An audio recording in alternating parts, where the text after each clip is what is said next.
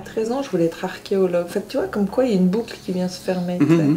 Être archéologue, toujours voulu avoir les mains dans la terre, comprendre d'où on vient, qui on est, qu'est-ce qu'on nous a légué, transmis, qu'est-ce qui fait partie de cet inconscient collectif qu'on a tous, puis chaque signe, chaque symbole va m'interpeller d'une manière, mais nous unit quelque part. Pourquoi t'en es venu à venir me chercher dans ça, dans cette exposition-là?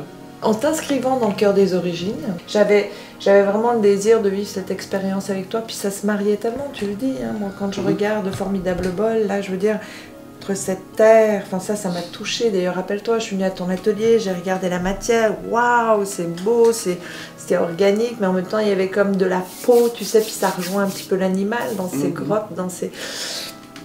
Et quand j'ai vu tout ce fer qui se tordait, tu sais, puis qui se tordait, mais comme les racines d'un arbre, c'est du fer quand même, du métal, puis là il venait prendre, il épousait totalement ce formidable bol, et puis il venait comme se transformer, là j'ai dit waouh, ça se joignait quoi, donc je me suis dit ça peut être une expérience extraordinaire. Donc, je regarde les tableaux, puis il y a toujours un point d'entrée dans le tableau, puis on se sent inspiré, puis c'est pour ça que je parlais de féminité tantôt, parce que je trouve que la matière, la façon dont tu la traites, c'est avec une grande délicatesse, malgré qu'on a... Tu sais, je sais que tu travailles avec des gestes, puis c'est rapide, puis c'est dans l'action, puis c'est maintenant, ici, maintenant, ça t'oblige à être vraiment dans le moment présent, mais en même temps, c'est justement ça, c'est ton intérieur, il parle, et il devient comme...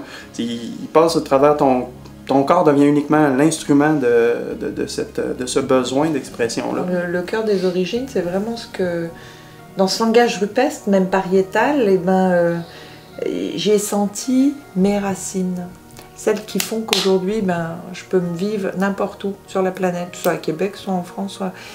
parce que je transporte ce langage avec moi, tu sais, puis c'est lui qui est la racine de qui je suis. Il n'est pas qui je suis, mais il est la racine de qui je suis.